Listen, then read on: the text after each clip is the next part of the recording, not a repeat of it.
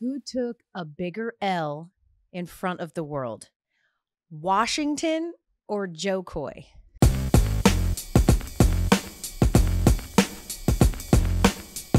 I will not stand for any slander against my fellow countrymen. It's Washington. Okay. Half those jokes he didn't even write. And the ones everybody laughed at, just like he said, are the ones he did. Welcome to the Elle Duncan Show with Gary Striewski, who I'm glad that we cleared that up right away. Yeah. I know that as a Black person, we like to take ownership for great achievements. You were talking about me. For great achievements in our community. And the group texts always are really lit when one of us does something. You know, there was some great text going around after Fantasia Barrino performed the national anthem before the national championship game yesterday. I wondered, what does the group text look like for your Asian American brethren? Are you claiming Joe Coy after what he just did on the stage at the Golden Globes? It was bad. We'll never turn our backs. The group texts weren't popping like that. You know, we weren't upset. It wasn't great dishonor. But the parent group text, I'm sure, were quite disturbing. Should have been a doctor instead. I told him to be a lawyer. Oh, yeah, great dishonor. But for us, not many times you get an almond-eyed brother, you know what I'm saying, on a main stage, prime time. You know what I'm saying? Literally, so let me tell you why it was particularly cringy for me. Because I had just come from being in that same position, really eerily similar to hosting the Golden Globes. I was hosting the free concerts for college football in Houston. No small actors, just small parts. Correct. And the thing is, I really enjoyed doing it because I come from a radio background and I have a lot of experience with crowd work. Crowd work is really hard. I host a lot of things. We both host all kinds of things, luncheons, dinners, award shows. We do it a lot. You know, it's like a side hustle of anyone on television. They're hosting a whole bunch of stuff you ain't seeing. That's right. And the thing is, I can relate to like when you're just up there and they're not responding and you're doing your best and you're like, I don't have that crowd. But to watch the spiral happen that should have happened off stage when he was calling his agent and saying, why did you let me do this? He was doing in front of everyone. Like the whole, you know, the meltdown that was happening, it was all bad. And I felt for him a little bit, but then I remembered that I had just killed at the concert. And let me tell you what I did. Oh, I'm coming for Gary's crown because whilst my name is on the graphic, Gary is the self-proclaimed king of the tweens. That sounds gross when it came out of my mouth. Self-proclaimed. You get what I mean. Gary loves the kids and the kids love Gary back. However, Gary. It's true. However, Gary, you might be champion of the teens and tweens. Yeah. But little mama right here. Yeah. I run it with the under fives, as proven by the Kids Bop concert that I hosted on Friday night in Houston. For real. And I was looking for a call and response, right? A call and response, you guys, is just a industry term for when you say something to get the crowd to say something back so you guys can have a moment. I can't hear you. That's a call and response. But I'm like, besides, what call and response can I have with little kids? And you're never going to understand this because you don't got no kiddos. Thanks. But if you've got any kids right now under the age of 5, you'll know that this killed. I go up there with the mic and I said, Houston. I said, Johnny. And the whole crowd goes, yes, Papa. Oh. I said, eating sugar. They said, no, Papa. I said, telling lies. They said, no, Papa. I said, open your mouth. And then 3,000 strong went, ha, ha, ha. Ha, ha, ha. You have no idea what I'm talking about. She killed that. Nope.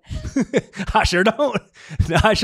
You know, I came off stage and what is that, like Paw Patrol? I felt it's Coco Melon. And Coco Melon, that's the hot one right now.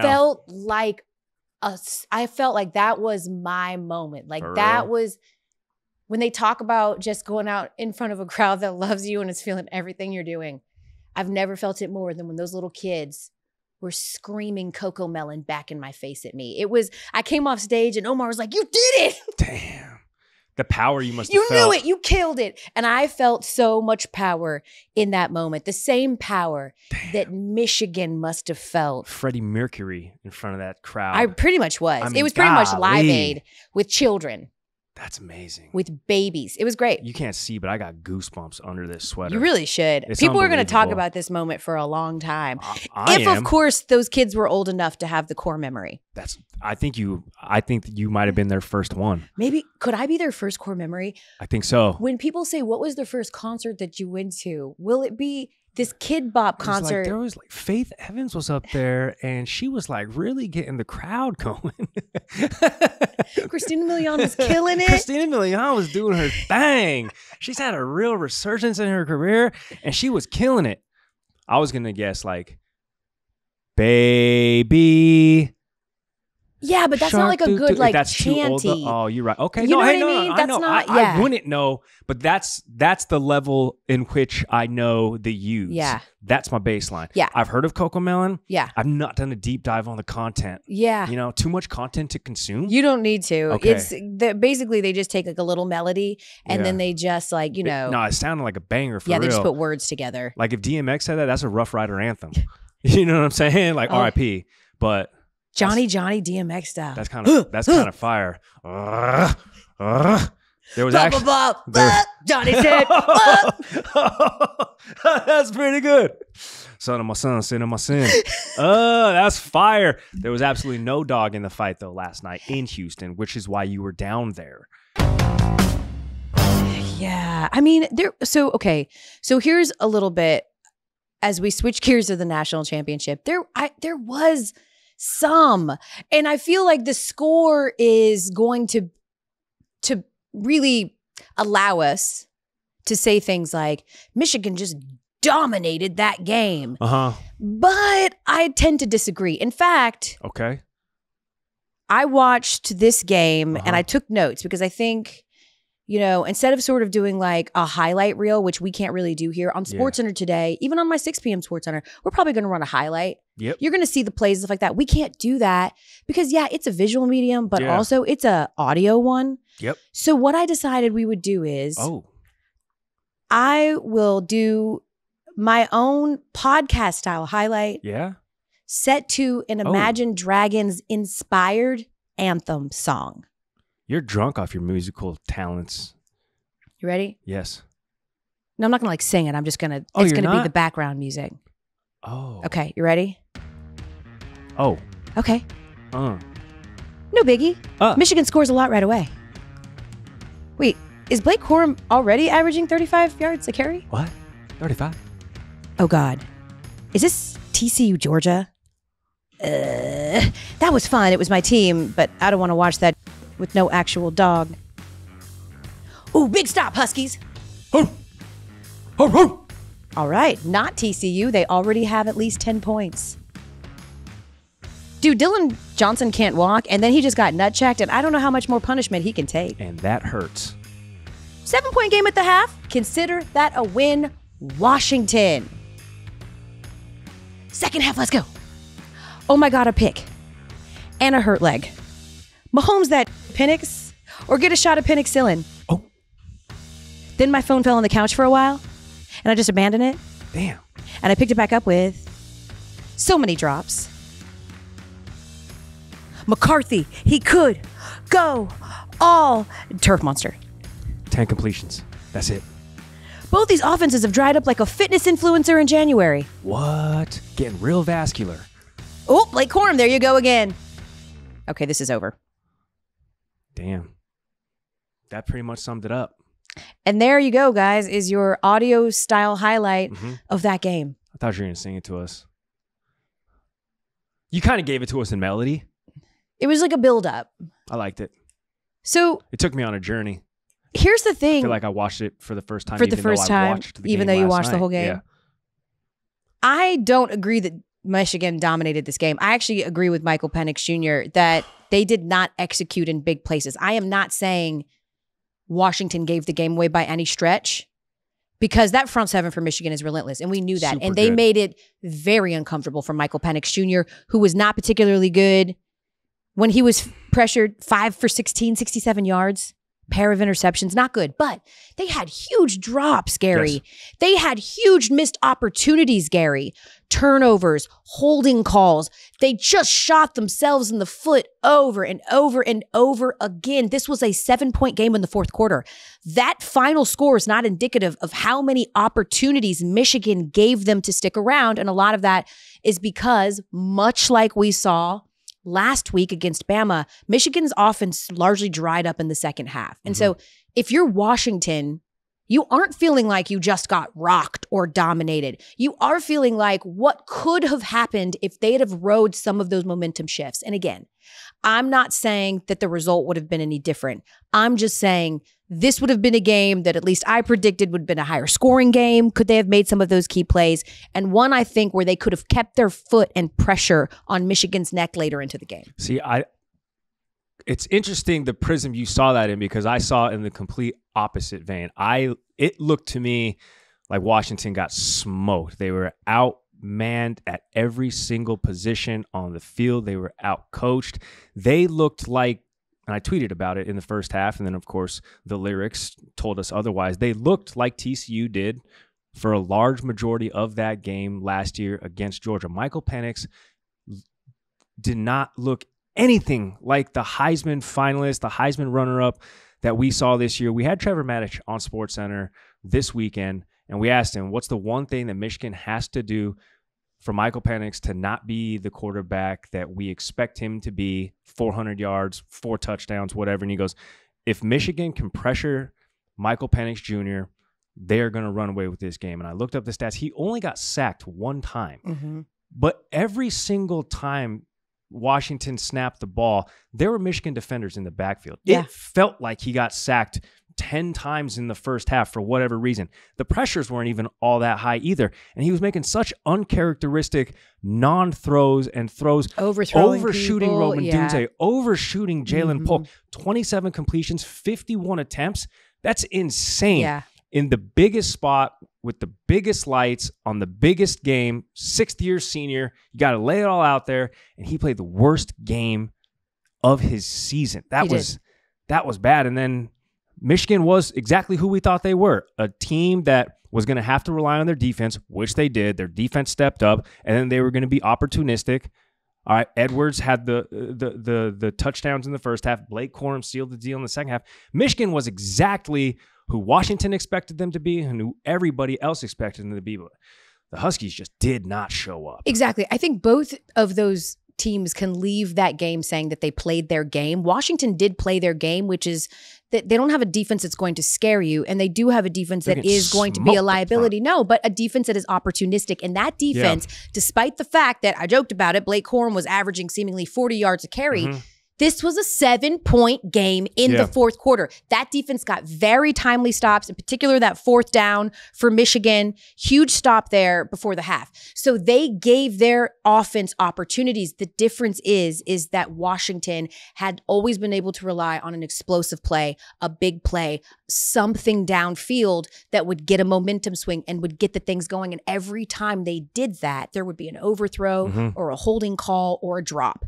Every single time they had those opportunities. And they did get those opportunities, those one-on-one opportunities. So ultimately, they both played their game. It's just that Washington fell short of the thing that they have been able to do all year long in these close games, of which they have had many, which is some punch in the mouth, something. And they had it there in the fourth quarter until that holding call.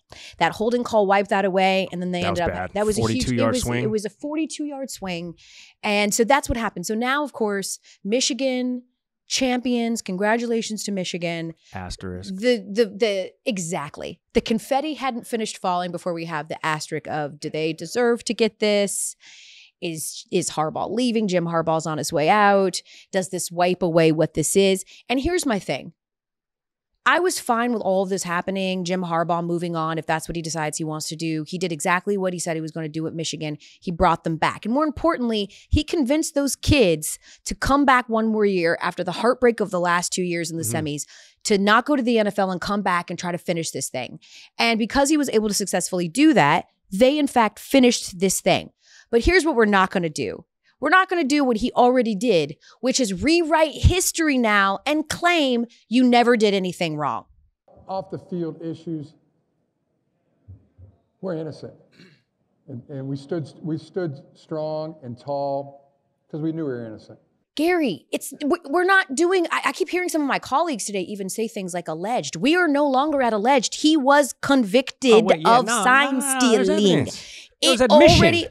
If you felt you were innocent, the one way you had to prove it, that lawsuit that you had that you then eventually walked away from because you knew you had been found, that was the way that you proved you were innocent. You're not. Stop. Like, just stop it. And I'm not even saying that this needs to have I don't even think this needs to have an asterisk necessarily, because even if they did sign steal, we already know that. They weren't sign stealing against Ohio State or against Iowa or Penn State or Alabama or this team. They were not. They didn't sign steal in any of those games, and they won. Okay? So I'm not saying any of those things, but can we please not rewrite history and act like you all were put upon, like you were wrongly accused of something that the NCAA already said was not alleged anymore, was confirmed that you did. Well, anytime, there's obviously not a literal asterisk that can go next to this championship, but for the remainder of eternity, when we look back on the 2023-24 season and Michigan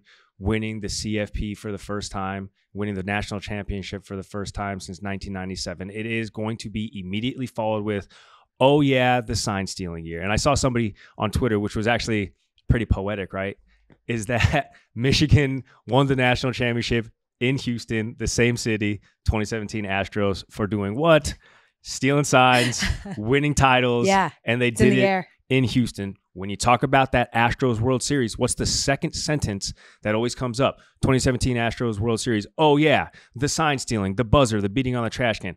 It's going to be the same thing when we talk about this Michigan team. Yes, they won the national championship. But the Astros did it during that series. They did not do that during the night. If the national championship, if we looked back 2 years from now and found that they were stealing signs, sure. They weren't stealing signs last night. They were not. So it shouldn't go down as the same thing as the Astros. They are not the same thing. They're not comparable. I'm sorry. They're not.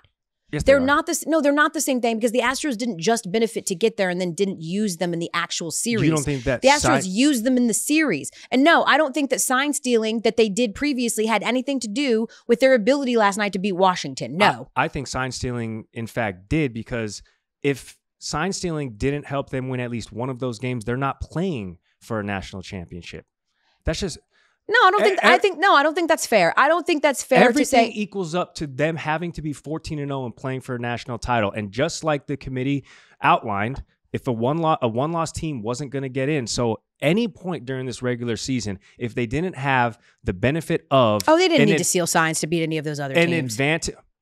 We'll never know. Sure, because we'll never know did it. because you didn't punish the actual team. And as soon as you didn't punish the actual team, we had to take them at who they are right now and go, the sign stealing aside, this team right now that beat Washington did not benefit from sign stealing. They did not. Maybe ultimately why they got there, sure. You want to do all that and ask? No, but I'm talking about the results yesterday were not a result of stealing signs. The results of the Astros was a direct result of them stealing signs in that moment, and those things do not compare. But I'm saying let's leave that. Let's let those be independent of each other. Okay, I'll give you that. People don't asterisk Spygate. They don't. Yes, they do. No, they don't. They asterisk the idea that the Patriots were able to get away with that, and they do the same thing. We'll never know. But the actual game itself, whenever we mention that Super Bowl, we do not mention Spygate. I'll let you have that. I'll let those live independent. Because it might have led to them getting there, but didn't lead to the results in the Super Bowl. That's the point. I'll let you have that and let that live independently. But there were 14 games that they played prior that they directly benefited from stealing signs. It might not have helped them in the 15th game when they beat Washington for the national championship, but there's no argument to be made that that run up to 14-0, winning the Big Ten, winning the CFP semifinal, and then eventually getting to the national championship, they benefited directly from stealing signs. Had they not, and I know can't play revisionist history, can't say woulda, coulda, shoulda, but there's no denying that they were assisted in getting to the national championship. Okay. Well, we're just going to have to let the sleeping dog lie. Yeah. And the dog is lying after that. Listen, this is all I want to know as we end this. And this is serious. And I mean this. When we look back at this and when we look forward, when we're trying to move forward beyond this, does Connor Stallions get a ring? Yes. 100%. You have to. You got to. Do you give him a ring and then you're like, yo, don't tell anyone? Is it like Is it like you're my little secret and that's how we should keep it? Like, Connor, this is between us, but don't ever wear this like in public. Like, I don't want anyone to, it's like a promise ring, but you don't want anyone. Just on the low. Yeah, like you can like wear it around your house, Connor. Keep it in a safe. You'll always know, me and you, boo, like we did this together, but like you can't like wear it around. I'm gonna take you on vacation, but don't post no pics. 100%. Oh. Yeah, like you're getting called the day. Did the vacation ever happen? Right. You're getting called the day after Christmas. Like they're not gonna post you on Christmas. You're not gonna be on the Christmas card. That's crazy. Yeah, Connor Stanley gets a ring. And does the coaching staff get bonuses? He should get a bonus too. Probably Should should. a fat bonus. Bonus, Georgia already the betting favorites to win the national championship next year. I ain't even gonna say it, but they would have beat both those teams last see. night. Hey, you should be in agreement. I don't know. I don't adopt to that. Okay. As a Georgia, a lot of people hitting me today trying to do the gloat, like you should feel like, no, because I love Georgia. And I think Georgia was absolutely one of the best 4 teams. Yep. But Georgia had an opportunity to beat Alabama and prove it, and they did not. Okay. And you know who did beat Alabama? fair. Michigan beat Alabama. That's fair. So while I would love to dream about what we could have done against that, like we didn't have the opportunity, and I'm not taking that or minimizing what Michigan did by doing it. That's fair. If Jim Harbaugh does in fact take his talents to the NFL, then he's going to be joining, honestly, a lot of f***ery. Oh. We're getting ready for the postseason. Yep. The regular season's over. We didn't do it too long, didn't watch, because it doesn't matter what the actual results were. But I thought we could sort of do some version of it to just sort of sum up some seasons for some teams who are already headed towards Cancun. Love that. Just sum up their whole season in one quick line. We can still run the music, ladies. Love that. Let's suckle this little NFL teat a little bit longer, shall we? Love that idea. Here we go. We ready? Panthers. The most accurate throw made this year was David Tepper's drink toss. The Tepper tantrum. Right on target. Yeah, That's good. He seeded that. A little salt and Tepper. Bengals had a bad season. They're not in the playoffs. Joe Burrow lost for the year. Remember back in November, proving once and for all, pretty privilege doesn't exist between the lines. Just on Instagram and in the wild. Have you ever benefited from pretty privilege? Yes, you have. My thing is that Gary humble. is like, I've known Gary for about 12 years now. 10 years now. Damn. 10 years now. That's crazy. Gary's been flirting with athletes for 10 years now. That's a fact. For sure. Damn, why are you going to out me like that? That's crazy. He has a new bromance every day. All right. She's just going to avoid the question. Watching the Falcons quarterback carousel of Taylor Heineke, Desmond Ridder, it was like watching 2 side pieces duel, knowing that neither one of them was ever going to get a ring, you know? You'll never be Instagram official. He hides you. I'll take you on the vacation, but do not post any pictures. Damn. I repeat. I had another one. But this was just for the people. This is for the true. We got to come up with like the people that watch, listen to the show. Yes. What are they called? You know, something that's cool like heterosexuals, just cooler, awesome. which is hard to do. Yes. But for those fill in the blank, Yes. Elle Duncan showers, Yep. I had one for you Ooh. as a throwback to I the love how you beginning of the threw it season. behind you. Ready? Okay. Me watching the Falcons this year. I'm sorry. Bijan left? Arthur Smith. Bijan? Right. Bijan up the middle, Bijan down the side, Bijan on the screen, Bijan in the flat. We were visionaries. It's just that he Yeah. took it to be something totally different. Yeah, we do have that guy. Bijan? Right. Him. 7th overall pick, that guy. That guy. 5th overall pick, that guy. Jacksonville was jagging off so much down the stretch. Trevor Lawrence hurt his arm. And now they shift into the offseason with questions surrounding him as their franchise quarterback. That was an accidental slip. Was it?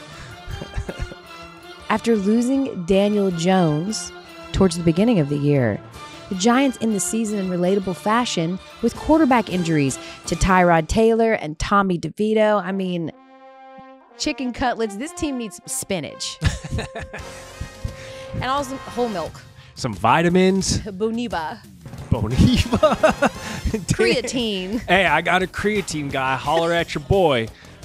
You seem like a muscle His milker. name's John. Works at GNC. Washington's ineptitude to do anything right again under the fourth year of the same leadership is going to be a case study one day.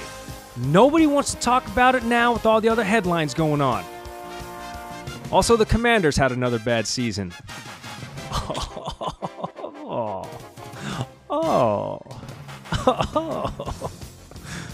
My favorite is when Gary just is like, I'm going to just keep laughing at my own joke until you eventually are like, I'll laugh. That was good. It must have been funny. He really thinks it was funny. You're selling me. Keep laughing more.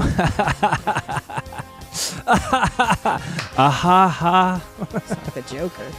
The new Chargers in LA were overmatched and overwhelmed this season. Maybe they can lean on something old and reliable to get them where they need to go next year, like a fossil, to fuel those goals. I see what you did there. Look at you. Hey, you know. Metaphorically speaking, we still have so many, games, and we're not going to preview them here on the Elle Duncan Show. Why am I even here? We would prefer, well, here's why we're not going to do that, because you can't use any props doing that. And because we've got such incredible, listen, you want a preview of the playoffs? The Mina Kimes Show. Oh, yeah. She's got you. Yeah, man. Yep. Bill Barnwell's got a show. He's going to give you real in-depth, intricate knowledge. Yep. But if you want a couple of bros and joes sitting here throwing red flags, you've come to the right place, because I've always wanted to obnoxiously throw a red flag. Of course, I will never be a coach. Thank you. These are actually so really, cute. really well made. Someone really well done to our fantastic I producers, say that and one just came Christina apart. Buswell and Sarah Abbott. I don't know which one of you came up with Shout this, out the but girls. they're great. What'd you stuff them with? Toilet Gary's paper? like, little baby breast implants. These are too soft to be breast implants. Elle. He would know, he's an expert. So what we're going to do is I'm going to give you a statement. What? I'm going to give you a I statement. wasn't saying yes to that. I'm going to give you a statement. And if you challenge that statement, if you disagree, you're going to throw your flag. If I disagree. Yeah, if you disagree, if you want to challenge that statement. Once on this program already today. Yeah, it's our first disagreement of the year. So you want to go back in time and throw the flag on No, it? Or no. okay. I'm You just want to saying mark it? No, I'm just saying this is good. I actually was told by a great friend of mine that we needed to disagree more. Oh. Yeah, he said that we are too harmonious sometimes. Oh, really? We're too aligned with each other. We align ourselves together too much. So I said, okay, I'll give you what you want. Okay. So now you're just going to just bait me. That's right. I like that. Like a true relationship. That's right. Yeah. All right. Here's the first statement. Okay. Now, we already know neither one of us is challenging or throwing the red flag on the Falcons head coach Arthur Smith getting fired. Yeah. See you later. Bye. Yeah. 3 seasons, 7-10. 7-10. Bye. No thanks. Falcons never won more than 2 games in a row the whole time he was there. Wait, in 3 seasons? Are you serious? I saw that stat and I was like, some stats are like, I'm like 7-10, whatever. They never won more than 2 games in a row. They never put together a 3-game heater? Never. Holy shit. Never, not the whole time. So anyway, so no one's upset about that. That's really impressive, actually. Exactly. Wow. But a lesson in futility. But Arthur Smith, on the way out of getting fired, is going to now go down guns a-blazing because he was 38 hot at the end of the Falcons game with the Saints because they were already up by a gazillion. Mm-hmm. They were in victory formation, and Jameis Winston calls an audible, and they run it in for a touchdown. Okay? That's not okay. All right? Here's Jameis explaining why they didn't just take a knee in a game that was completely over. Well, I apologize to DA because the play was victory. But I also explained to DA that it was a team decision. And I think when you have a team morale, and I asked the guys, I say, guys, like, what do you want to do? We know how much Jamal means to this team, and I understood from DA's perspective.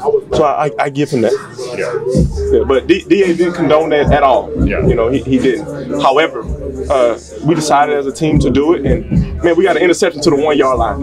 You know, like. So if we would have scored, would it still would have been disrespectful? And Uncle Shay, Shannon Sharp, everybody's talking about Shannon Sharp. Uncle Shay, he's everywhere. He went as far as to say, you know what? Cut him. OT Genesis, cut him. You need to cut it. But I'll say this. I would cut Jameis Winston today. I would not want him on my team. That's loser's mentality. And people will say, well, Shannon, what about when Dan Marino fake spiked the ball or Peyton Manning? They were not in victory formation. Jameis's teammates, they're rallying. They're like, never seen a greater leader. I've never witnessed a greater leader in my life. I love him so much. It was a miscommunication. You need to, I'm going to throw the flag on. Are you kidding? They meant no harm by their late touchdown. I'm going to throw another flag. You've been waiting your whole life to throw a flag, and that's the throw? I know. Well, what am I supposed to do? Throw it at the camera? I don't want to knock it over. Okay. Throwing the flag. Thank you. For this reason alone, they told on themselves. Because after they did all that, they were literally like, he's a great leader. It was a miscommunication. ... And the Falcons. That's literally what they said. So you know what? You meant it. And that's awesome. Okay. You guys hate each other. You're bitter rivals. Hell yeah. People that don't understand, because they just see the NFC South and they're like, whatever, it's a pillow fight. Yeah. The Falcons, the Saints. They don't like each other, yo. They hate each other a lot. It is a deep-seated Southern rivalry. Do I throw the flag on Shannon Sharp because he also said that he would cut Jameis Winston? Is this why? Sure. So you're not cutting Jameis? No. That's the dumbest thing. And Shannon Sharp has said some silly stuff. That's the silliest thing that he has said to date.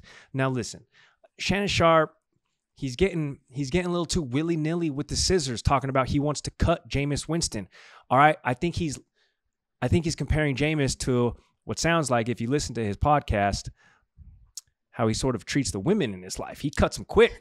He cuts them quick. He's like, we out. They ask for a dessert, cut them. They ask for a watch, cut them. They ask for a ride home, cut them. They ask to stay the night, cut them.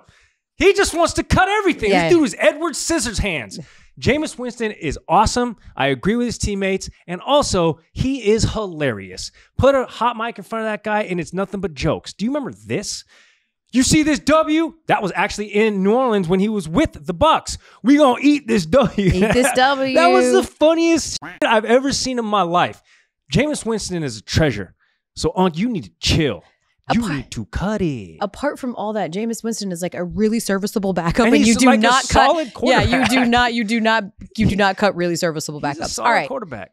Next statement. Yes. Justin Fields should be a Chicago Bear. Oh.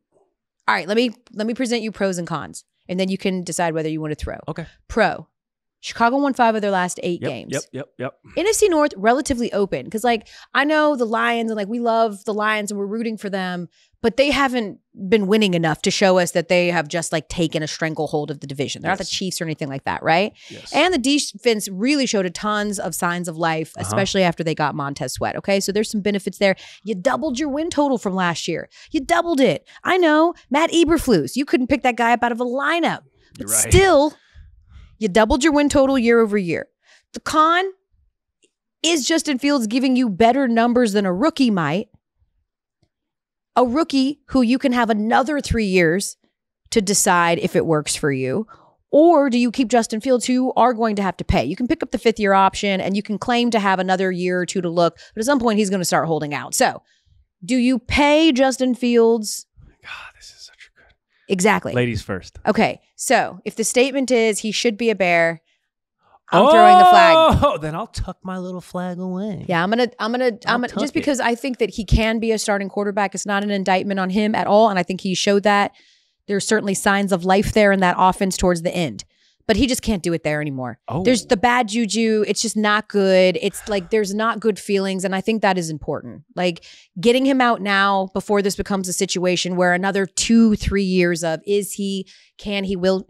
Justin Fields psychologically has to feel like the guy who just hasn't been chosen. And he was with Chicago, and I get that, but they didn't put him in a great situation to begin with.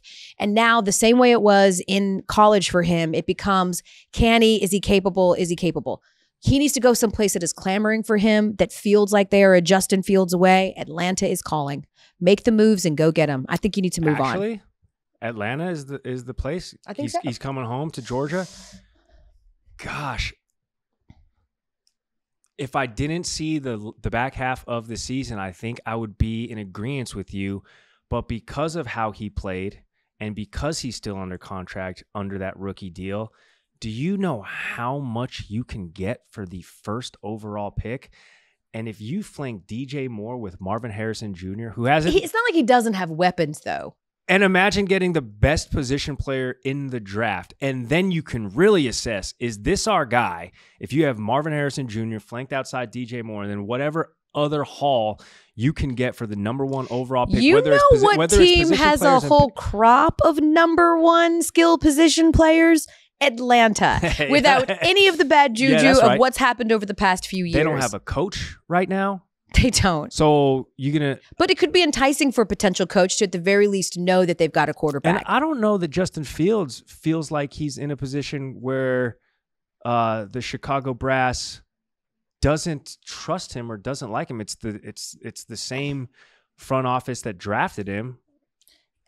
There absolutely is bad will there. 100%. Really? That team has not, and rightfully so. I get it. Rightfully so. He hasn't necessarily performed to it, but they haven't put him in the best situation. But they can. I don't think that there is. Justin Fields essentially said his goodbye to Chicago. He already did. That's where the feelings are. He's not even pretending. He's sort of saying the right thing. I'd love to be here and whatever. But he's also under no false pretenses. He has already sort of essentially said, if this is it for me, thank you. I appreciate you, Chicago. Thank you so much. He already said his goodbyes. Now, does that sound like a quarterback that feels like he's in a good situation with the organization that drafted him?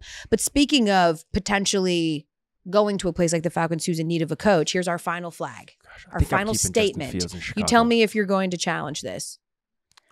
Bill Belichick, cool with staying in New England and just being a coach. Just being the coach? Can we do it together? Ladies first. Let's do it together. Okay. 1, 2, 3. Exactly. Get out of here. Shut up. No, he's not. I didn't say nothing. You shut No, up. he's not. Bill, you're not going to do that. Bill, stop it.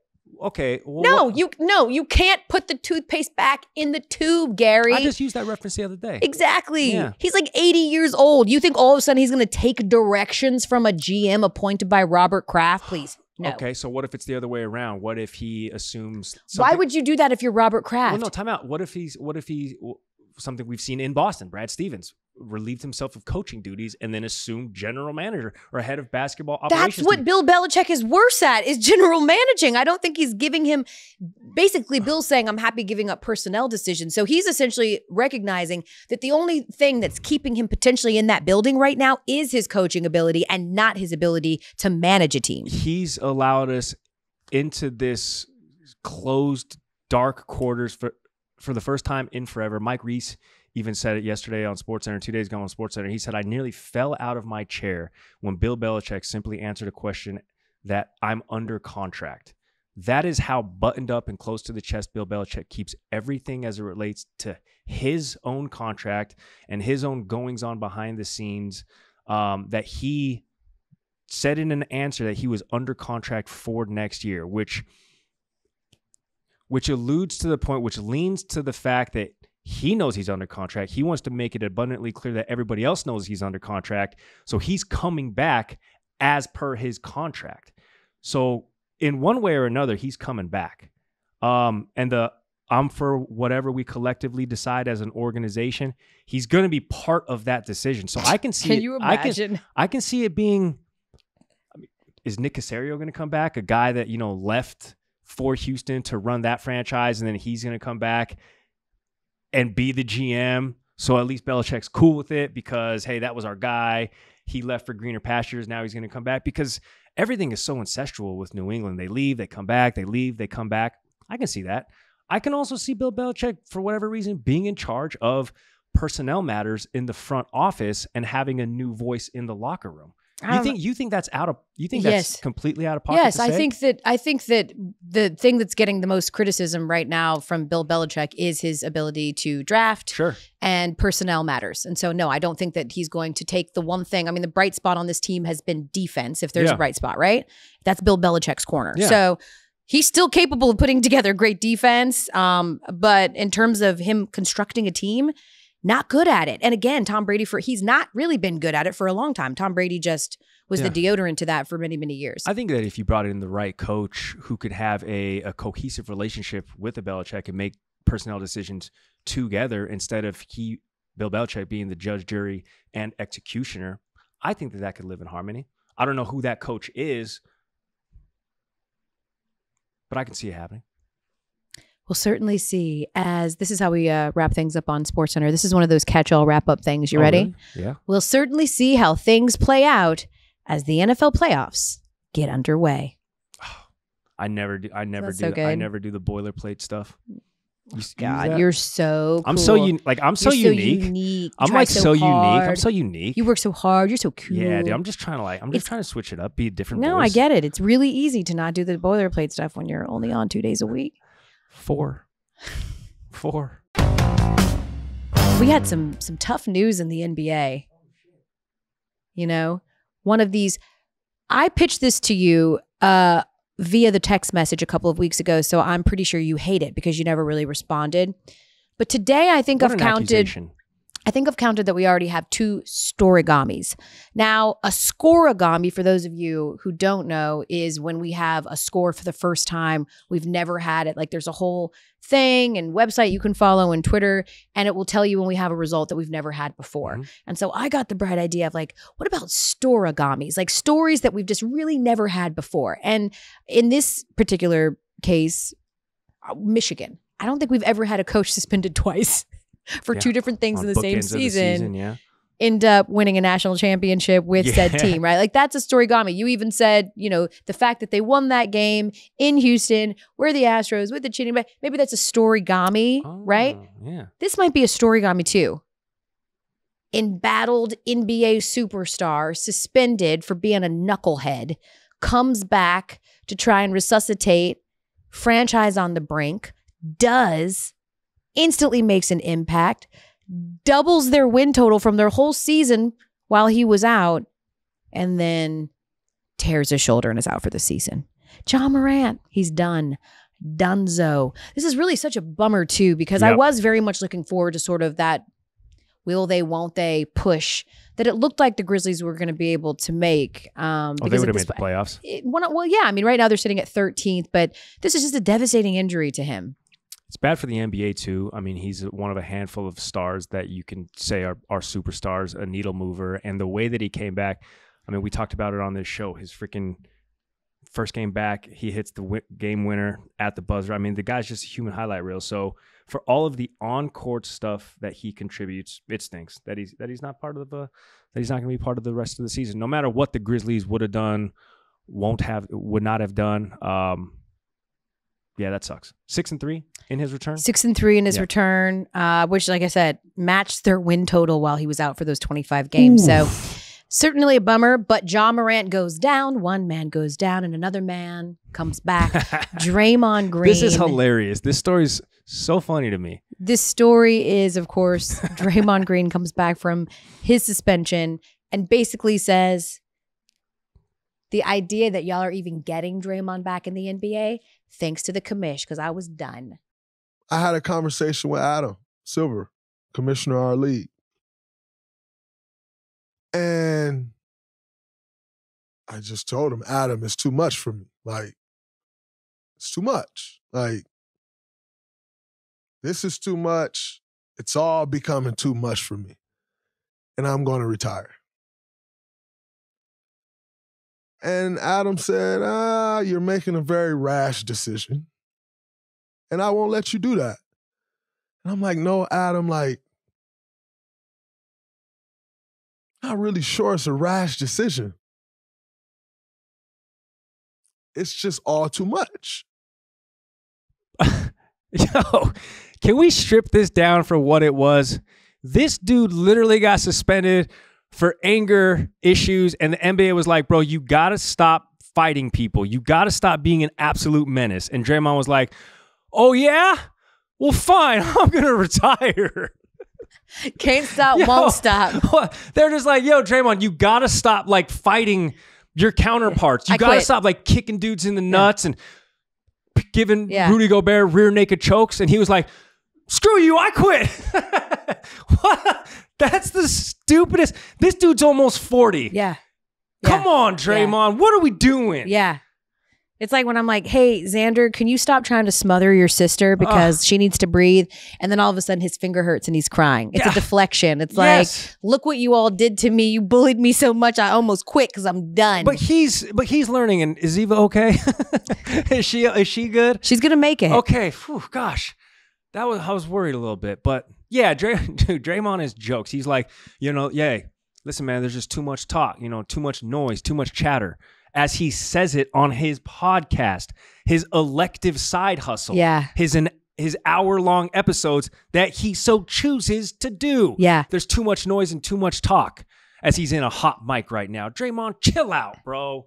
That him saying that was 100% akin to Aaron Rodgers' exit post-game press conference from Monday, postseason press conference, where he basically was did a complete self-own, but because he's so arrogant, doesn't even realize it when he said this. Anything in this building that we're doing individually or collectively that has nothing to do with real winning needs to be assessed. So yes, so it's a little bit like, hey pot, meet kettle. Remember, people, if you point the finger, there are 3 pointing right back at you. That's right. But who points a finger like that? Wait, how do you just sort of... Oh, yeah, I guess they are still pointing back. Yep. And if you're pointing in a mirror, 5 fingers pointing at you is crazy. Some people feel like maybe Kevin Durant spoke a little out of turn when asked about Draymond choking Yusuf Nurkic. At the time, Kevin Durant basically was like, I hope he gets some help, right? I've never seen anything like that before. I hope to get the help that he needs. Somebody pray for that, man. Draymond says on his podcast, that hurt my feelings. That affected me. Until I really sat on it and was like, this is what he means and whatever. So he came to a conclusion that it was, but at first he took a little bit of an offense to it. And this was Kevin Durant responding to Draymond taking offense to that. What I'm supposed to think. Right. They say somebody going to therapy. I'm just hope he get better from that and hope he learn from whatever he feel like he needs to learn from going to therapy. So that's all I heard, and I'm glad he's back. I'm glad he can move past that. Draymond is an incredible teammate. He got his times where he loses temper, but everybody has those times, and I'm sure they all all happy to have him back. But I didn't mean no ill will by what I said. I know some people look at me as this malicious snake, passive aggressive. I know how people feel about me sometimes. So when I say shit, I don't mean no harm by nobody. I don't mean to disrespect him or his family if he felt that way. I'm just glad he's back on the court. It's just it's too much. It's too much going back and forth. You think that KD? You think that KD's right? You think people think that he's like a snake? See, damn. It was a lot of self-awareness, though. Yeah, it might be the most self-aware Kevin Durant actually ever was. I thought KD was quite forthcoming in that sound. When you sent it to the group chat and I clicked on it, I was like, oh, this was just a pretty self-admission soundbite. I thought it was going to be him going scorched earth, or slandering somebody, but he was just very much owning his position, who he was, and who he is. This is quite a straightforward soundbite. Yeah. And I love that as we end the podcast, because that takes me to this. I love that Kevin Durant has finally been like, you know what? Cool. I'll be your villain. You all think this about me, and I don't mind that at all. But there are some people who need to feel just really horrible about who they are, about what they do, about what they bring to their jobs or to this planet. And while we are currently in this coaching carousel where lots of people are getting fired and things like that, there's just, as we say goodbye and into the new year, there's just a few people who we would like to put on alert. We'd like to put you on alert. We'd like to not advocate for you to lose your job, but maybe. Yeah. Okay. The people that should be fired? Yeah. Hell yeah. We finally got there. Give me one. Okay. This one. I've been thinking about this for years. That Chipotle worker who scoops the chicken, and then you're like, hell yeah, extra chicken. And then they do a little shake and knock off that excess all the chicken. Extra chicken. Fired. That hurts. Just scoop it, and whatever's on that ladle, put it in the burrito. Yeah. Don't scoop it, see that you scoop too much, and then just do a little shake. Nah, man. Not in this economy. Fired. That used to always bother me too. I'd be like, oh, I'm sorry. Are you Mrs. Chipotle? Does this affect your bottom line? Can you give me that little extra 3 nugget kernels of chicken? Let me ask you this question. I've posed this question on Twitter. How old were you? This ages people. I am old enough to remember when burritos were $5.45 and student drinks were still free. Do you remember what Chipotle was for you when you first enjoyed it? Yeah, because burritos are like $11 now with no drink. Yeah. So the thing is that I've had like such a cool life that like little tiny insignificant memories, like how much a burrito at Chipotle used to be, just really don't stick anymore. Insignificant? It's like, that's lame. Or I could just like replace that memory with like that one time I was hanging out in Ibiza. And that's the kind of stuff that I choose to like remember, not just like what the cost of burritos used to be when I was in college eating Chipotle. Looks like we're in a couple different tax brackets. Yeah. No, we need people like you. I thought it was always a pizza. We need people like you, and then we need people like me who don't pay attention to that stuff. 5:45, free student drinks, bring it back. Who else should be fired? It's not like a job, but good. Anybody, I think therapy for anyone who the second that the plane lands tries to bull rush their way from the back to the front. Yeah. Sir, if you're in row 36, you don't have to stand up the second that we land because you're not disembarking for 25 minutes. Yeah. 36. So now your ass is in my face for this 25 minutes because you can't just sit. You've already been sitting for 3 hours. It's like not that big of a deal for you to wait another 15. Yeah. Instead, you jump up and now either your ass or your crotch are in my face the whole time. Not literally for you because row 36 is 36 rows behind where Elle Duncan normally sits on a plane. Okay. I have a family. Okay. I have a family. And when we fly family style, family style at a restaurant is everyone shares in one big dish. Family style on a plane is our ass is slumming it in the back. All right. The cheap seats. Cap. Cheap as possible. Oh, Basic economy, not even choosing seats. If you stand up right when the plane lands, sit down. Yeah. Quite literally. All right. What about this? People who walk onto elevators before letting the people who are on the elevators walk off. Yes. That is infuriating. Yeah. But it's always like the old ladies. Yeah. So you can't really check them or chirp them. You just kind of got to let them do their thing. And I'm just like, oh, I wish I wasn't brought up properly. Otherwise, I would say something to you. The problem is that when I went to Japan and I saw that the Japanese people do it the right way because they are the most efficient people I've ever been around in my life. Right. And that they all, at the subways, they all line up to the left of the doors, like instinctively. They let everyone get off and then they just file on. It's so efficient. But the problem is, I was inspired by my Japanese brothers and sisters to be that way. I come back to the States. You do that. It's free for all. You are getting trampled, you're missing the pushed. Train. You miss the train or you're up against the glass. Yeah, that's true. On the glass. That's true. Of the subway. Yep. So, the miscreants in America drag you down and force you to be an inefficient mess. So it's all of your fault that I'm that way. See? Yep. Blame it on the Japanese. Now, yes, that, my Asian American friends, is something you can be proud of, not Joe Coy. And we are him too. He taught all of America how to measure and clean rice correctly. Just use your pinky. Plop it in the water. We'll see you on Thursday. That's right.